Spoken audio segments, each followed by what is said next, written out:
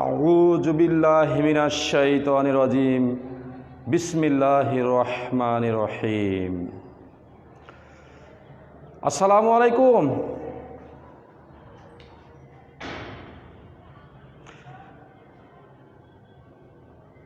আজকে পৃথিবীতে যত লাল গোলাপ ফুল ফুটেছে, সমস্ত লাল গোলাপ ফুলের শুভেচ্ছা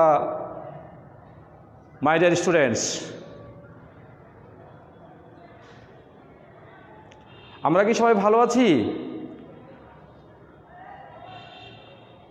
আমার মনে হয় তোমরা সবাই ভালো আছো।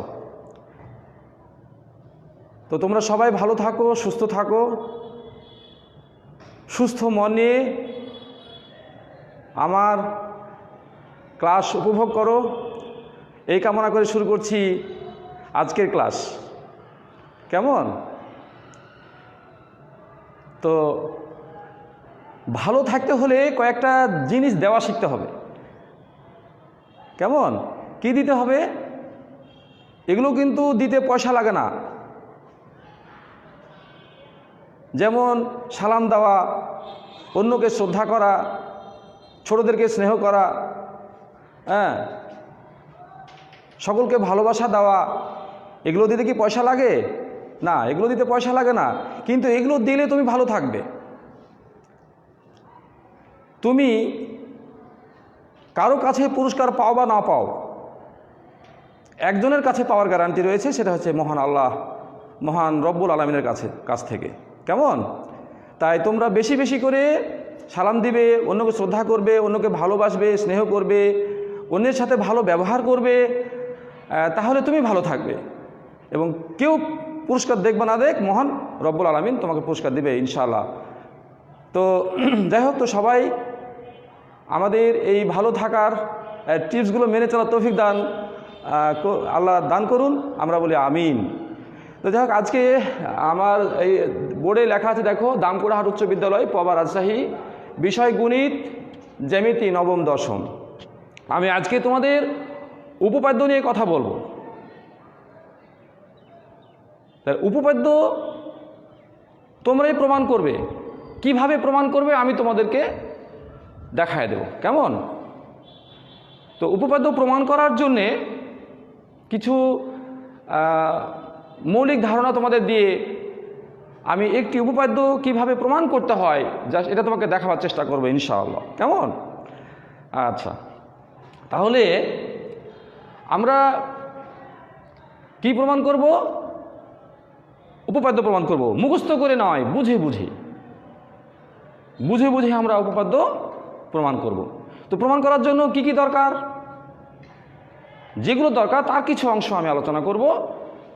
তার মধ্যে হচ্ছে উপপাদ্য প্রমাণের জন্য খুবই গুরুত্বপূর্ণ চারটি বিষয় প্রথমে আলোচনা করি। চারটি বিষয়ের মধ্যে প্রথমটি হচ্ছে মানে উপপাদ্য প্রমাণের শর্ত, চারটি শর্ত। এই চারটি শর্তের প্রথম শর্ত হচ্ছে কি? সেটা হচ্ছে এই যে বাহু কোণ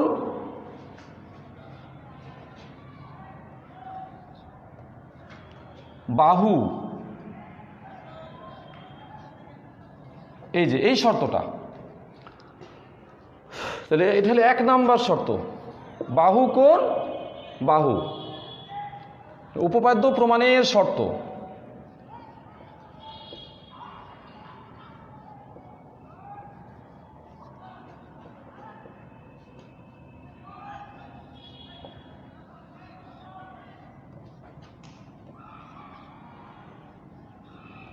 উপপাদ্য প্রমাণের কি শর্ত?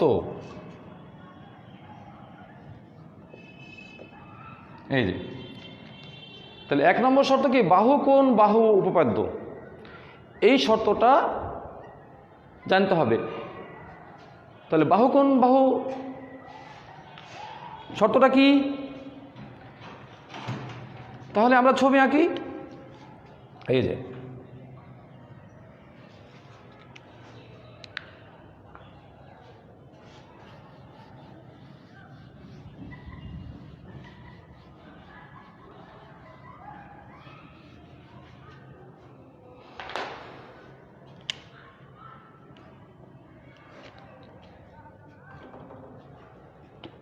তোমরা ভালো করে লক্ষ্য করো,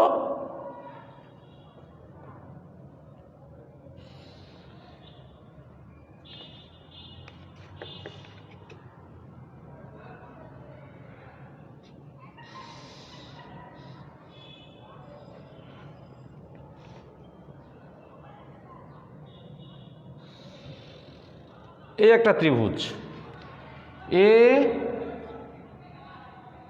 বি সি,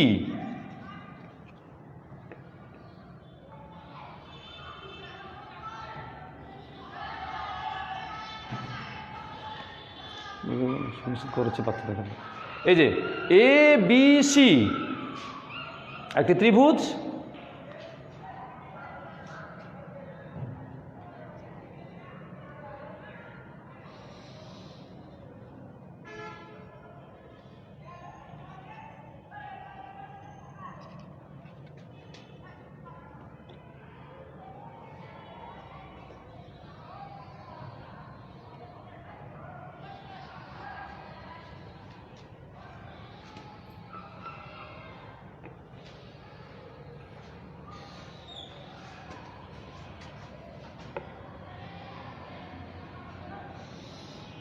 এই যে ডিইএফ, ডিইএফ, তোমরা সকলেই ত্রিভুজ আঁকতে পারবে। ত্রিভুজ আঁকা সহজ, কিভাবে আঁকলাম দেখলে। এখন এটা হলো এটা প্রমাণের শর্ত সর্বসমতা, এখানে কি সর্বসমতার শর্ত, সরি এটা হলো প্রমাণের শর্ত নয়, সর্বসমতার শর্ত। উপপাদ্য প্রমাণের সর্বসমতার শর্ত, এটাকে আমি তোমাদের আরো ক্লিয়ার করে বলি।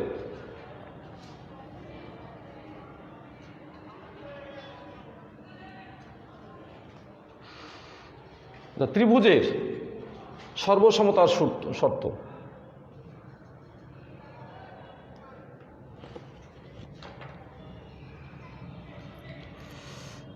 ত্রিভুজের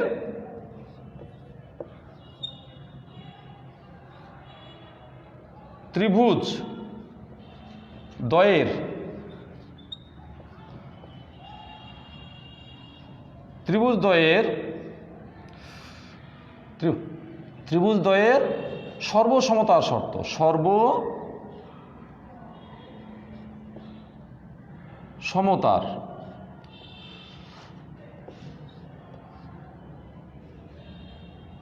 সর্বসমতার শর্ত।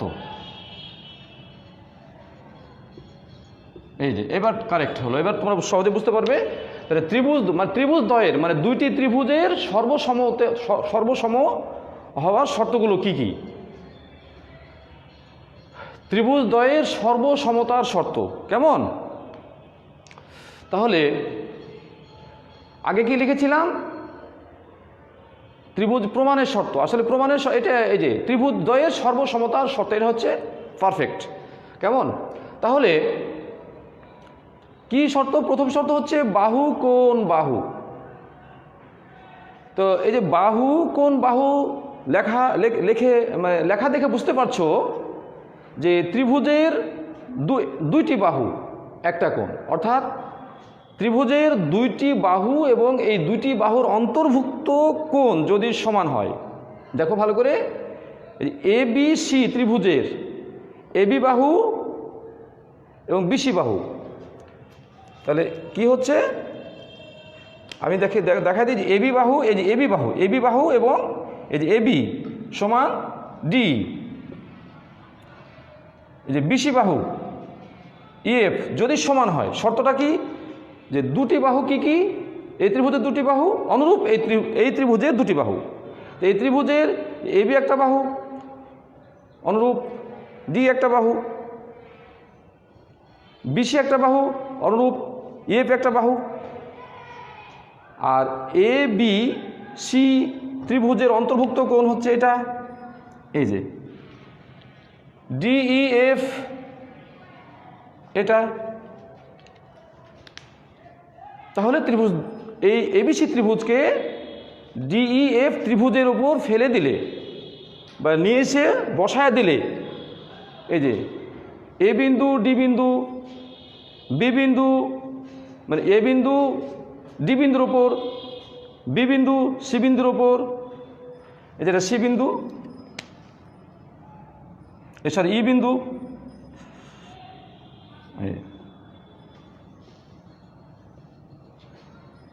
এই যে তাহলে ত্রিভুজ এ বি সিকে ত্রিভুজ ডি ওপর ডি ই এফ এর ওপর রেখে দিলে একেবারে পুরোপুরি মিলে যাবে। অর্থাৎ এ বিন্দু ডি বিন্দুর উপর পড়বে, বি বিন্দু ই বিন্দুর উপর পড়বে, সি বিন্দু এ বিন্দুর উপর পড়বে, এ বি বাহু ডি এর সাথে মিলে যাবে, বিসি বাহু এফ এর সাথে মিলে যাবে, এসি বাহু ডি এফ এর সাথে মিলে যাবে, এবং এ বি সি কোণ ডি এফ কোণ মিলে যাবে, বি এ সি কোণ ই ডি এফ এর সাথে মিলে যাবে, বি সি এ কোণ ই এফ ডি এর সাথে মিলে যাবে। কেমন? অর্থাৎ প্রত্যেকটা অংশ, অর্থাৎ ত্রিভুজ এ বি সি এর প্রত্যেকটা অংশ ডি ই এফ এর সাথে মিলে যাবে যদি এই যে শর্তটা দেয়া থাকে। এই শর্তটা যদি দেয়া থাকে তাহলে মিলে যাবে পুরোপুরি। আশা করি তোমরা সবাই বুঝতে পেরেছো। কেমন? আমি আরেকবার বলি তাহলে। বাহু, কোণ, বাহু, উপপাদ্য। উপপাদ্যটি কি? মানে উপপাদ্যটি কি? উপপাদ্যটি হচ্ছে যে একটি ত্রিভুজের দুই বাহু এবং অন্তর্ভুক্ত কোণ অপর একটা ত্রিভুজের দুই বাহু এবং অন্তর্ভুক্ত কোণ দ্বয় যদি পরস্পর সমান হয় তাহলে ত্রিভুজদ্বয় সর্বসম হবে। এগুলো আলোচনা করা হয়েছে। মানে এই উপপাদ্যটি 6-7 প্রমাণ করে দেওয়া হয়েছে। এখানে সূত্র হিসাবে কাজ ব্যবহার হবে। নবম, দশম এবং উপর ক্লাসে সূত্র হিসাবে কাজে লাগবে। কেমন? তাহলে তোমরা মনে রাখবে যে প্রথম ত্রিভুজের সর্বসম, একটা ত্রিভুজের সাথে আরেকটা ত্রিভুজ সর্বসম কখন হবে? যে এই যে একটা ত্রিভুজের দুই বাহু, তাহলে দুই বাহু, এ বি একটা বাহু, এই যে বিসি একটা বাহু। এই ত্রিভুজ এ বি সি ত্রিভুজের দুই বাহু কি কি? এ বি একটা, বিসি একটা। আর ডি এফ ত্রিভুজের দুই বাহু কি কি? ডি একটা, এফ একটা। তাহলে এ বি সমান ডি হতে হবে। তাহলে এ বি সমান কি হবে? এই যে এ বি সমান ডি হতে হবে, এটা দেয়া থাকবে। ডিই হতে হবে। এ বি সমান ডি হতে হবে। বিসি সমান ইএফ হতে হবে। বিসি সমান ইএফ হতে হবে। কেমন? আর এ বি সি কোণ, এই যে এ বি সি কোণ সমান হতে হবে ডিই এফ কোণ। ডি ই এফ কোণ। আচ্ছা, এটাকে আরো ক্লিয়ার করে লিখি।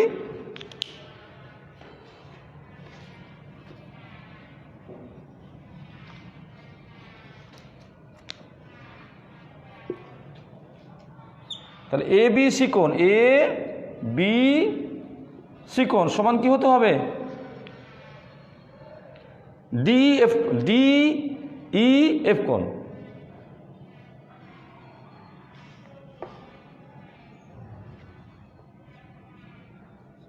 ডি ই এফ কোণ। কেমন? দেখো, এটা এই শর্তগুলো দেয়া থাকবে। যদি তুমি কোনো উপপাদ্য প্রমাণ করতে গিয়ে দুটি ত্রিভুজের মধ্যে, অর্থাৎ দুটি ত্রিভুজ সর্বসম দেখানোর প্রয়োজন হয়, তাহলে যদি এই শর্তগুলো পেয়ে যাও, এ বি সমান ডি, বিসি সমান ইএফ পেয়ে যাও, এ বি সি কোণ সমান ডিএফ পেয়ে যাও, তাহলে ত্রিভুজ দুটি সর্বসম হয়ে যাবে। অর্থাৎ এই ত্রিভুজটাকে এই ত্রিভুজের উপর ফেলে দিলে প্রত্যেকটা অংশের সাথে মিলে যাবে। আমার মনে হয় তোমরা বুঝতে পেরেছো। এবার দ্বিতীয় শর্তে চলে যাই।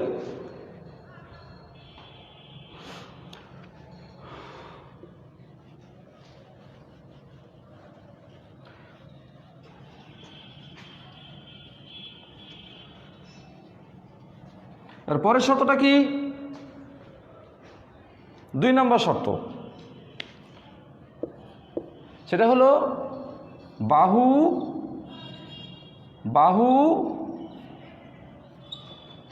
বাহু, এই তিনটি বাহুই। আচ্ছা, তাহলে আমি তোমাদের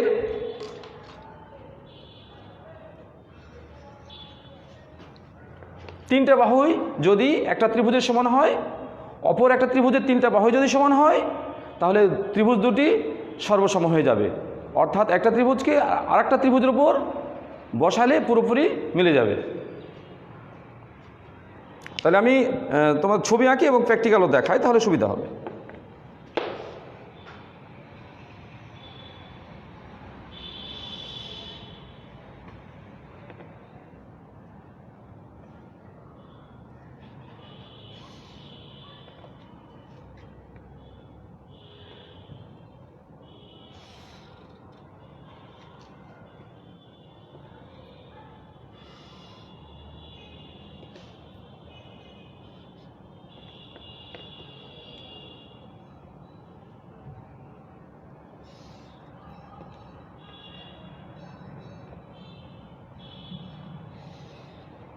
এবার মনে করো আমি এখানে কি দিলাম, পি কিউ আর দিলাম, পি কিউ আর। এখানে দিলাম এস টি ইউ দিলাম, মনে করো সাপোজ। তুমি যে কোনো নাম দিতে পারো। তাহলে পি একটা বিন্দু, কিউ একটা বিন্দু, আর একটা বিন্দু, এস একটা বিন্দু, টি একটা বিন্দু, ইউ একটা বিন্দু। ত্রিভুজ সম্পর্কে আমি ডিটেলস আলোচনা করেছি এর আগের ক্লাসে, ভালো করে খেয়াল করো। তাহলে এই যে ত্রিভুজের তিনটি বাহু, তিনটি কোণ থাকে, হ্যাঁ, এবং ত্রিভুজের মাথা কয়টা? তিনটা। তোমাদেরকে বলি যে তাহলে কি হতে হবে, পি কিউ। তাহলে পি কিউ সমান এসটি হওয়া লাগবে, এসটি, পি কিউ সমান এসটি। তারপরে পি আর সমান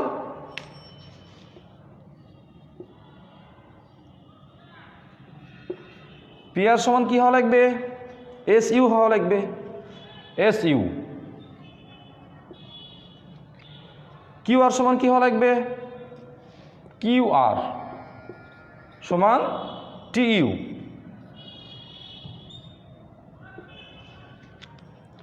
তাহলে পি কিউ আর একটা ত্রিভুজ, এস টি ইউ একটা ত্রিভুজ, কেমন? তাহলে পি কিউ আর ত্রিভুজের পি কিউ সমান এস টি দেওয়া থাকতে হবে।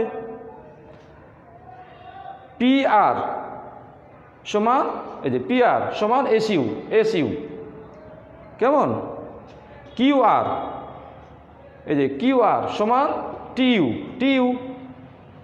তাহলে দুটো ত্রিভুজের মধ্যে যদি উপপাদ্য প্রমাণ করার সময়, যখন কোনো উপপাদ্য আমি প্রমাণ করতে যাব, তখন যদি সর্বসমতার দেখাতে হয়, সর্বসমতা দেখানোর প্রয়োজন হয়, আর যদি আমরা এই শর্তগুলো পেয়ে যাই, তাহলে P Q R ত্রিভুজকে S T U এর উপর ফেলে দিলে প্রত্যেকটা অংশ সমান হয়ে যাবে।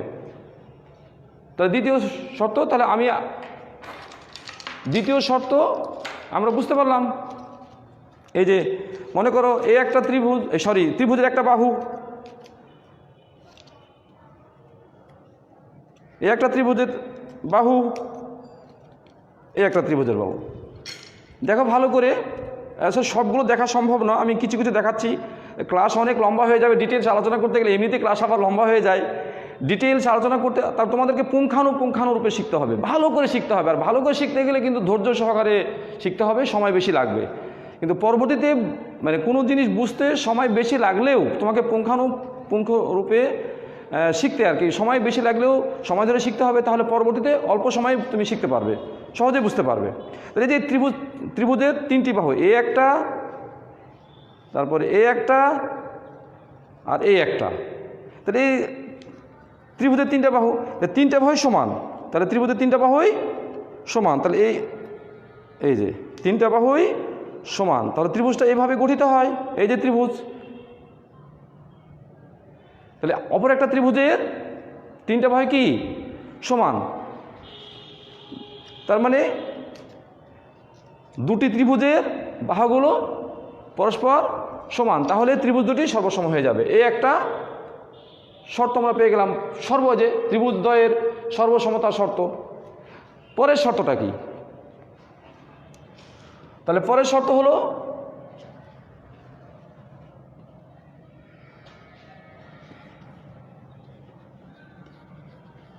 পরের শর্তটা কি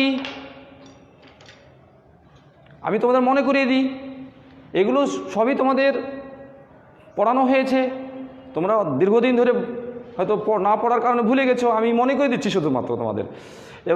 এবং আমার বিশ্বাস যে তোমরা যদি একটু চর্চা করো তাহলে মনে থাকবে, একটু বেশি বেশি করে চর্চা করবে। আচ্ছা, তাহলে এবার আমরা কোন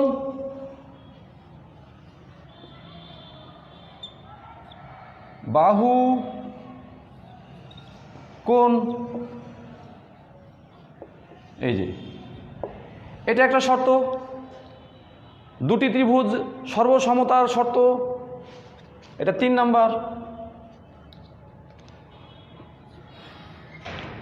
তাহলে কোন বাহু কোন, এটা একটা শর্ত। তোমরা যখন উপপাদ্য প্রমাণ করবে তাহলে এই শর্তটা পেয়ে গেলে এই শর্তটা দেখায় দিয়ে তোমরা লিখে দেবে সাইডে যে কোন বাহু কোন উপপাদ্য। তাহলে উপপাদ্যটা কি? একটা ত্রিভুজের দুইটি কোণ। একটা ত্রিভুজের কয়টি কোণ? এই যে মনে করো একটা ত্রিভুজে এটা একটা কোণ, এটা একটা কোণ, অনুরূপ একটা ত্রিভুজের ওই সেম কোণ, মানে অনুরূপ কোণ আর কি। দুটো ত্রিভুজ দেখো, এই যে মনে করে যে এইভাবে আমরা নিয়েছি, এই যে এই কোণটা আর কি মনে করে যে এই কোণ, অর্থাৎ এই কোণটা যদি সমান হয়, আবার এই কোণটা, এই যে দেখো এই কোণটা মানে এই কোণটা, তারপরে এই যে এই কোণটা, এই কোণ যদি সমান হয়, অর্থাৎ পি কিউ আর ত্রিভুজের পি কিউ আর কোণ, দেখো পি কিউ আর কোণ সমান পি কিউ আর কোণ সমান এস টি ইউ কোণ। এস টি, আমি আরেকটা কথা তোমাদের মনে করে দিই, একটা কোণকে কিন্তু দুইভাবে পড়া যায়। যদি কেউ এইভাবে পড়ে পি কিউ আর কোণ, মনে করো বইয়ে পি কিউ আর কোণ লেখা আছে, কিন্তু যদি কোনো ছাত্র আর কিউ পি কোণ লেখে তাহলে কি ভুল হবে? যারা বুঝে না, যে সকল ছেলেমেয়েরা বুঝে না তাদেরকে আমি বলতে শুনেছি যে স্যার এটা ভুল হয়ে গেছে, কারণ বই আছে পি কিউ আর কোণ আর লিখেছে আর কিউ পি কোণ, তাহলে এটা ভুল না, এটা ভুল নয়, এইভাবেও পড়া যাবে, এভাবেও পড়া যাবে। কেমন? তাহলে পি কিউ আর কোণ, পি কিউ আর কোণ, পি কিউ আর কোণ, তারপরে পি কিউ আর কোণ সমান এস টি ইউ কোণ। ও আচ্ছা, এস টি ইউ কোণটা এই জায়গায় হবে, এস টি ইউ কোণ। কেমন? আচ্ছা, এস টি ইউ কোণ, পি কিউ আর কোণ সমান এই যে এস টি ইউ কোণ সমান এস টি ইউ কোণ। এবার হবে পি আর কিউ কোণ, পি আর কিউ কোণ। তাহলে অনুরূপ দেখো এই ত্রিভুজের এস ইউ টি কোণ সমান এস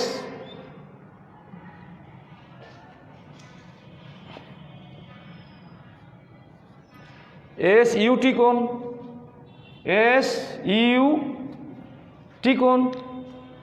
দেখো ভালো করে লক্ষ্য করো, তাহলে পি কিউ আর কোণ, পি কিউ আর কোণ সমান এস টি ইউ কোণ।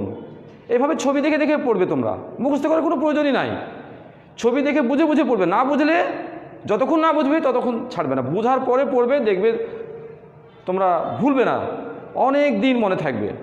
দীর্ঘদিন মনে থাকবে যদি বুঝে বুঝে পড়ো। তাহলে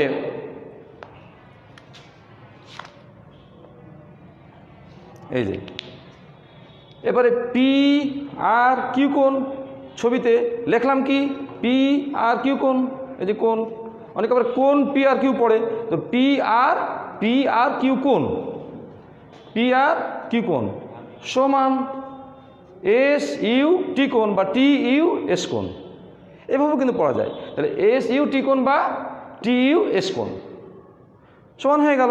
এই শর্তগুলো দেয়া থাকবে, এই শর্তগুলো আমরা পেয়ে যাব। যখন এই শর্তগুলো পেয়ে যাব তখন কি হবে, সর্বসম হয়ে যাবে। তাহলে এই শর্তের আর একটা কি, এই যে বাহু, তাহলে বাহু মানে এই যে এই ত্রিভুজ সংলগ্ন মনে করি কিউ আর একটা বাহু, এই সরি এই যে পি কিউ আর ত্রিভুজ ত্রিভুজ সংলগ্ন নয়, পি কিউ আর সংলগ্ন, পি কিউ আর সংলগ্ন কিউ আর একটা বাহু, তাহলে কিউ আর একটা বাহু।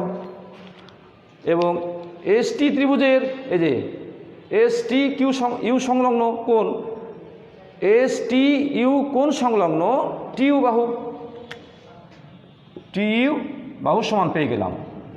যদি সবার পেয়ে যায় তাহলে ত্রিভুজ দুটি আমরা কি লিখবো, সর্বসম চিহ্নটা কি আছে আমি এর আগে দেখাইনি, দেখাই এই যে, তাহলে আমরা লিখতে পারি ত্রিভুজ কি পি, ত্রিভুজ চিহ্ন ত্রিভুজ পি কিউ আর এটা হলো সর্বসম চিহ্ন। আমরা লিখতে পারি কি পি কিউ আর ত্রিভুজ, এই যে ত্রিভুজ পি কিউ আর সর্বসম চিহ্ন ত্রিভুজ এস টি ইউ, ত্রিভুজ এস টি ইউ। হ্যাঁ ঠিক আছে। তাহলে এই আগের শর্তগুলোতে শেষে কিন্তু এই কথাটা লিখে দিবে তোমরা। হ্যাঁ আলোচনা করতে গিয়ে কিছু অংশ মানে এটা দেখানো হয়নি, এভাবে এই শর্তগুলো বলার পরে 1 নম্বর শর্তগুলো বলে দিবা। মানে 1 নম্বরে যে একটা ত্রিভুজের দুইটি বাহু এবং অন্তর্ভুক্ত কোণ দেখায় দিলা, যে এই যেভাবে ত্রিভুজ দুটো লিখে মধ্যে সর্বসম চিহ্ন দিয়ে দিবে। দ্বিতীয় শর্তটা কি, বাহু বাহু বাহু উপপাদ্য, একটা ত্রিভুজের 3 বাহু অপর একটা ত্রিভুজের 3 বাহু যদি পরস্পর সমান হয়ে যায় তাহলে 3টে বাহু দেখায় দিবা, দিয়ে এই যে এটা লিখে দিবা এরকমভাবে। হ্যাঁ আর এটা কোণ বাহু কোণ, এই যে কোণ এই যে কোণ বাহু বাহু, ঠিক আছে, কোণ এই যে কোণ এই যে পি কিউ আর ত্রিভুজ এবং এস টি ইউ ত্রিভুজের মধ্যে, এভাবে মধ্যে তাহলে আমরা কি পাচ্ছি পি কিউ আর কোণ সমান এস টি ইউ কোণ, পি আর কিউ কোণ সমান এস ইউ টি কোণ, আর কিউ আর সমান টি ইউ। তাহলে ত্রিভুজদ্বয় সর্বসম। আশা করি তোমরা সবাই বুঝতে পেরেছ। কেমন?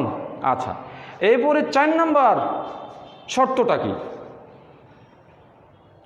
4 নম্বর শর্ত হচ্ছে, এটা মুছে ফেললাম,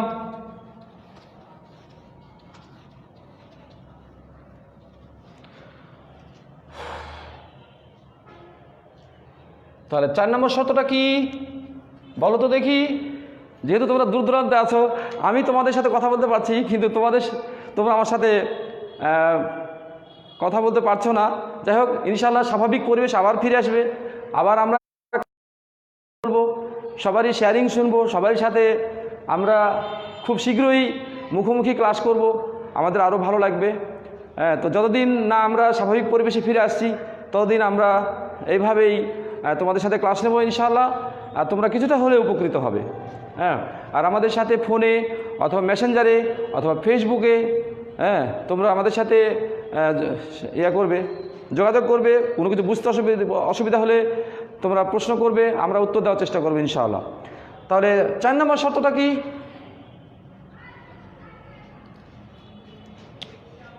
4 নম্বর তাহলে হলো অতিভুজ বা সমকোণী ত্রিভুজের ক্ষেত্রে, এটা হলো সমকোণী ত্রিভুজের ক্ষেত্রে। 4 নম্বর শর্ত হচ্ছে কোন ত্রিভুজের ক্ষেত্রে? সমকোণী ত্রিভুজের ক্ষেত্রে। হ্যাঁ, অতিভুজ, তোমরা জানো সমকোণী ত্রিভুজের 4টি বাহুর 4টা নাম আছে। একটা অতিভুজ, একটা বাহু একটা লম্ব। তো অতিভুজ বাহু উপপাদ্য,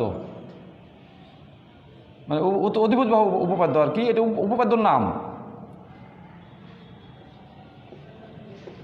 অতিভুজ বাহু উপপাদ্য। তাহলে দুটি ত্রিভুজ দুটা হতে হবে সমকোণী। সমকোণী ত্রিভুজ কাকে বলে আমি গত ক্লাসে আলোচনা করেছি। তো আমি আরেকবার মনে করিয়ে দিই যে সমকোণী ত্রিভুজ হতে হবে, সংক্ষেপে বলি যে ত্রিভুজের একটা কোণ সমকোণ হলেই সমকোণী ত্রিভুজ হয়ে গেল। ত্রিভুজের 3 কোণের সমষ্টি 180 ডিগ্রি, তাই না? তোমরা জানো সবাই। এটা কিন্তু একটা উপপাদ্য 6-7 জন্য, এবং প্রমাণ করতে দেওয়া হয়। এটা আমাদের জন্য সূত্র বা উপপাদ্য, আমাদের জন্য শর্ত। তাহলে ত্রিভুজের, তাহলে আমরা কি, তাহলে ত্রিভুজ দুটো কি হতে হবে? সমকোণী হতে হবে। তাহলে সমকোণী ত্রিভুজ দুটি আঁকি।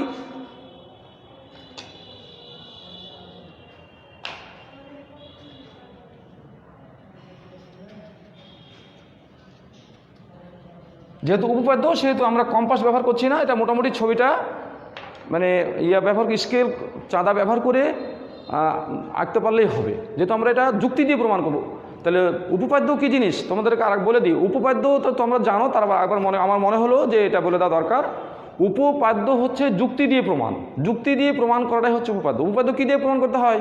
যুক্তি দিয়ে প্রমাণ করতে হয়।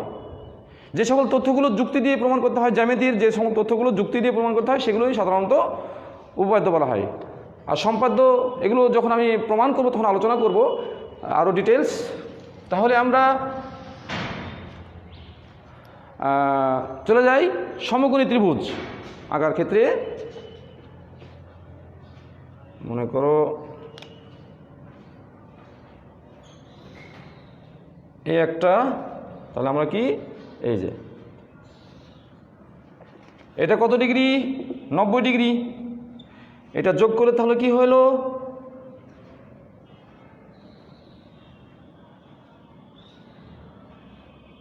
সমকোণী ত্রিভুজ হয়ে গেল। এ বি সি একটা সমকোণী ত্রিভুজ। আর একটা সমকোণী ত্রিভুজ আঁকি অনুরূপ।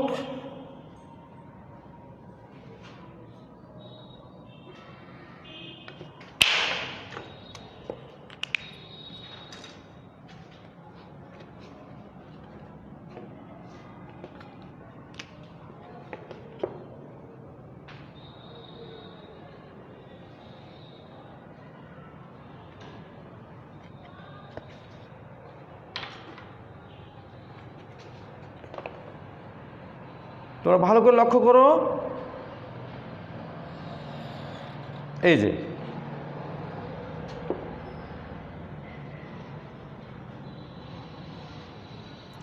তাহলে এটা 90 ডিগ্রি।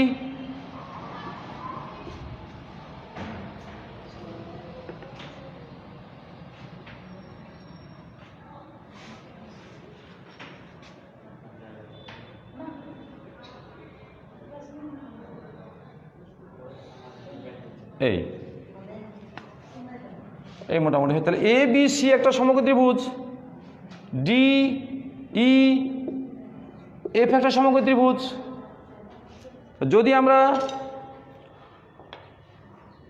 উপপাদ্য প্রমাণ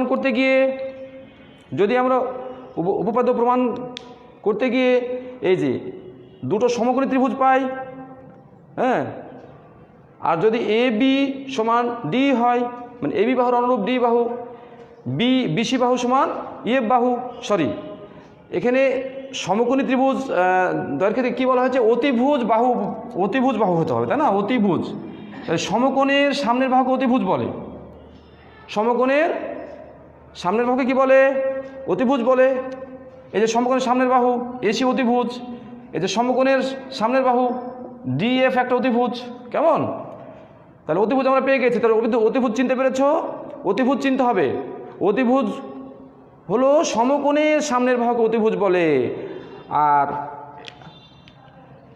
আচ্ছা, আরও তথ্য আছে সমকোণ সম্পর্কে, আমি এটা পরে বলবো।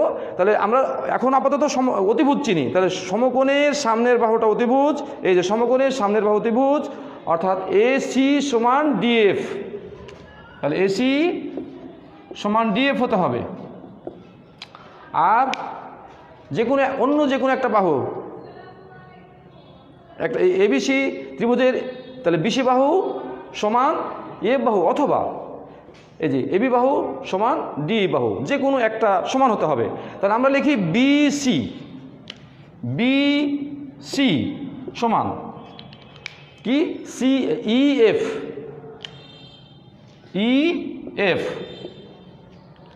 তাহলে কি হলো, সমকোণী ত্রিভুজ এবিসি এবং সমকোণী ত্রিভুজ ডিইএফ এর মধ্যে অতিভুজ এসি সমান, এই যে অতিভুজ এসি, এখানে তুমি অতিভুজ লিখে দিতে পারো, অতিভুজ এসি সমান এইভাবে লিখে দিতে পারো, তাহলে আরো ভালো হয়। যে অতিভুজ এসি, অতিভুজ এসি, এই যে অতিভুজ এসি সমান অতিভুজ ডিএফ, অতিভুজ ডিএফ, এই যে আরো ভালো হলো, স্পষ্ট হয়ে গেল। বিসি, বিসি সমান ইএফ। তাহলে এই ত্রিভুজটাকে এই ত্রিভুজের উপর ফেলে দিলে, বসায় দিলে বা রেখে দিলে প্রত্যেকটা অংশের সাথে মিলে যাবে, অর্থাৎ বিন্দুগুলো মিলে যাবে, কোণগুলো মিলে যাবে, বাহুগুলো মিলে যাবে। কেমন এরকম? তাহলে আমরা চারটি শর্ত, সর্বসমতার চারটি শর্ত আমরা পেয়ে গেলাম। ঠিক আছে, তো খুবই গুরুত্বপূর্ণ চারটা বিষয় নিয়ে কথা বললাম। তো আমি তোমাদের একটা বাড়ি কাজ দিব, তো বাড়ি কাজ তোমরা বাড়িতে ট্রাই করবে একটা উপপাদ্য প্রমাণের জন্য। আমি তোমাদের বাড়ি কাজটা দিয়ে কিছু তথ্য দিয়ে শেষ করবো ইনশাআল্লাহ।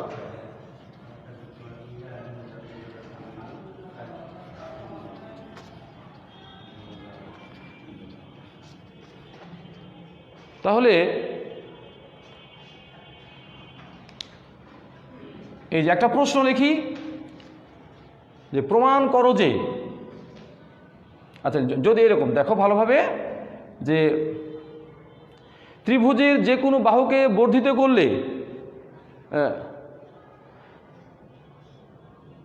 আচ্ছা একটি ত্রিভুজের, আচ্ছা তোমাদের ইয়াতে প্রথম অধ্যায়ে, ষষ্ঠ অধ্যায়ে, দশম শ্রেণীর, দশম শ্রেণীর বইয়ের ষষ্ঠ অধ্যায়ের এটা উদাহরণে দেওয়া আছে, খুবই গুরুত্বপূর্ণ একটি উপপাদ্য। যে একটা ত্রিভুজের যে কোনো বাহু, একটা ত্রিভুজের তোমার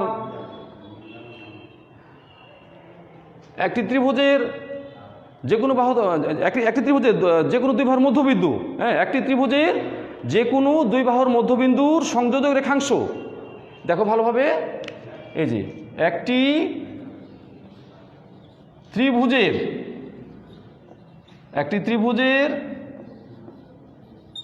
যে কোনো দুই,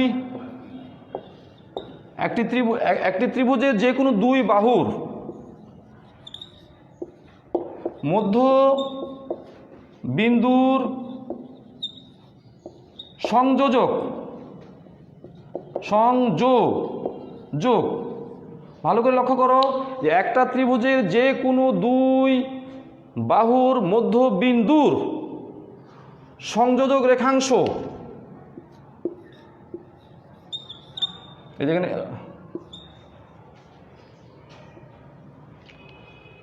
রেখাংশ, তাহলে কি হলো, তাহলে কি একটা ত্রিভুজে যে কোনো দুই বাহুর মধ্য বিন্দুর সংযোজক রেখাংশ তৃতীয় বাহুর সমান্তরাল, তৃতীয় বাহুর সমান্তরাল, সমান্তরাল, এই যে, এবং দৈর্ঘ্যে তার অর্ধেক,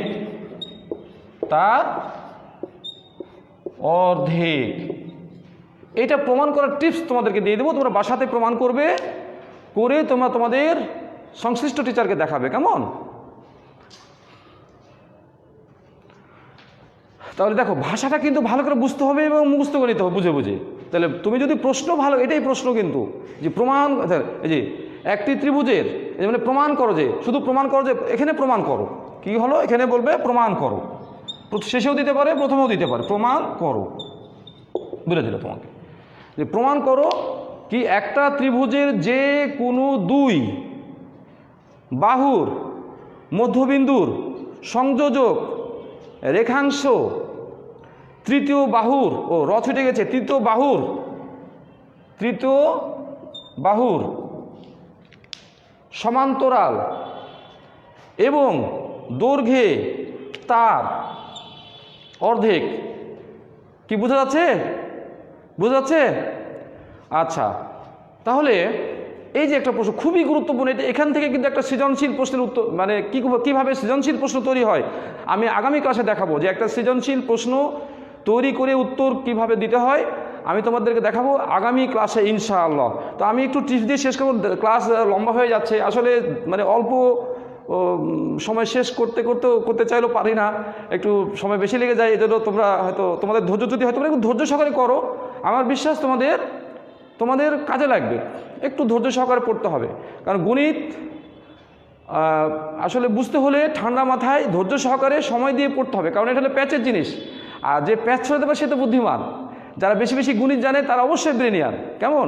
তো তোমাদেরকে গণিত তো মুখস্থ জিনিস নয়, সেটা বেশি বেশি করে চর্চা করতে হবে, বুঝতে হবে, এই জন্য সময়ের প্রয়োজন।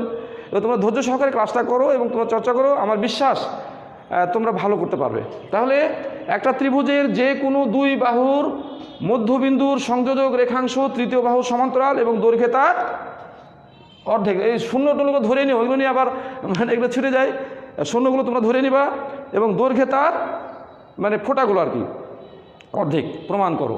এটা প্রমাণ, এখানে ভালো করে বোঝো, তাহলে ভাষাগুলো কি বুঝতে পারছো? তাহলে ভাষাটা প্রত্যেকটা কথার অর্থ কিন্তু তোমাকে বুঝতে হবে। একটি বুঝতে পারছো, ত্রিভুজ মানে বুঝতে পারছো যে কোনো দুই বাহু, সহজ কথা।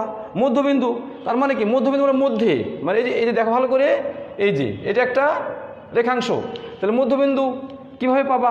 তাহলে মধ্যবিন্দু পাওয়া, এটাকে দুই ভাগে ভাগ করতে হয়, কী করে ক্লাস ষষ্ঠ শ্রেণীতে দেখানো হয়েছে। হ্যাঁ, তাহলে এটার মধ্যবিন্দু, এটা মনে করো, এই যে এটা দেখিয়ে দেবো তোমাদের একটা রেখাংশকে কী করে সমদ্বিখণ্ডিত করতে হয়, অর্থাৎ মধ্যবিন্দু কী করে বের করতে হয়, এটা অঙ্কন করে বের করা যায়। একটা কোণকে কী করে সমদ্বিখণ্ডিত করতে হয়, হ্যাঁ, তো এগুলো পর্যায়ক্রমে দেখাবে ইনশাল্লাহ। তাহলে এই মধ্যবিন্দু, তাহলে আমি এবার তোমাদের ছবি এঁকে দেখাই, তাহলে হয়ে যাবে। আমি এখানে ছবিটা আঁকি, মনে করো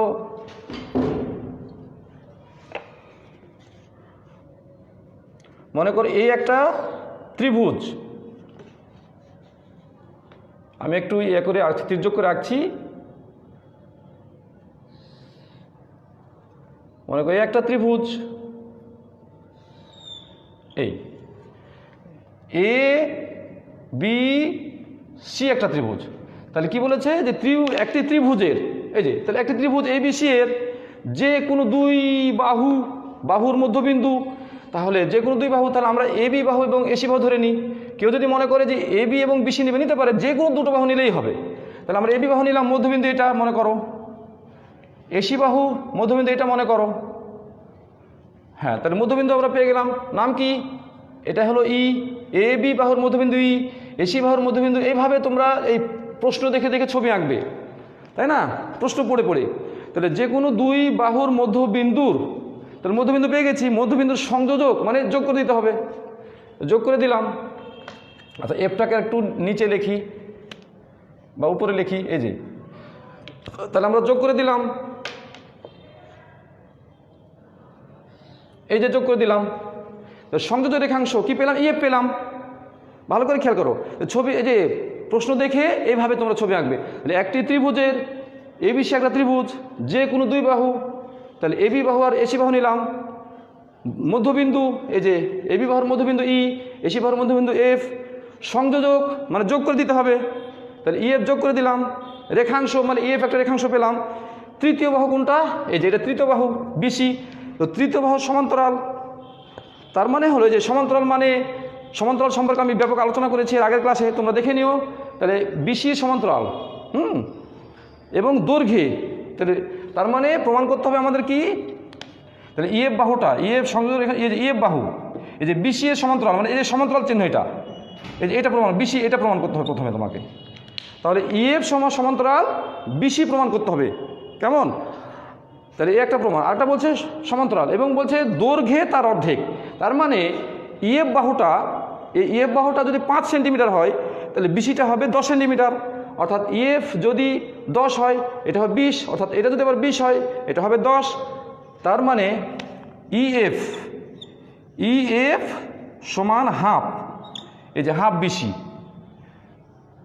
এটা হাফ বিসি, এটা প্রমাণ করতে হবে, কেমন? তাহলে আগামী দিন তোমাদেরকে জাস্ট আমি এইটুকু বুঝিয়ে দিলাম। দেখো আমি যে যে তথ্যগুলো তোমাদের দিয়েছি ওই তথ্যগুলোর আলোকেই তোমরা এই উপপাদ্যটি প্রমাণ করতে পারবে। আগামী দিন প্রমাণ করে তোমার সংশ্লিষ্ট স্যারকে দেখাবে, তারপরেও আমি এটাকে কি করে মানে প্রমাণ করতে সহজভাবে আগামী ক্লাসে তোমাদের দেখাবো, এবং এটার সাথে সম্ভব হলে আরও 2-1টা প্রমাণ করে দেখাবো। তাহলে তোমাদের কাছে আমার বিশ্বাস জ্যামিতি খুব সহজ হয়ে যাবে। তো সকলের সুস্বাস্থ্য কামনা করে সবাই ভালো থাকো, সুস্থ থাকো, এবং সকলের প্রতি সকলে শ্রদ্ধা করবে, ভালোবাসবে, মানে বিনা, এগুলো পয়সা লাগে না, বিনা পয়সায় ভালোবাসবে, সালাম দিবে, তাহলে তুমি ভালো থাকবে, আল্লাহ তোমার প্রতি খুশি হবে, আমরা সবাই তোমার প্রতি খুশি থাকবো। সবাই ভালো থাকো। আসসালামু আলাইকুম ওয়া রাহমাতুল্লাহি ওয়া বারাকাতুহু। কয় মিনিট হলো গো?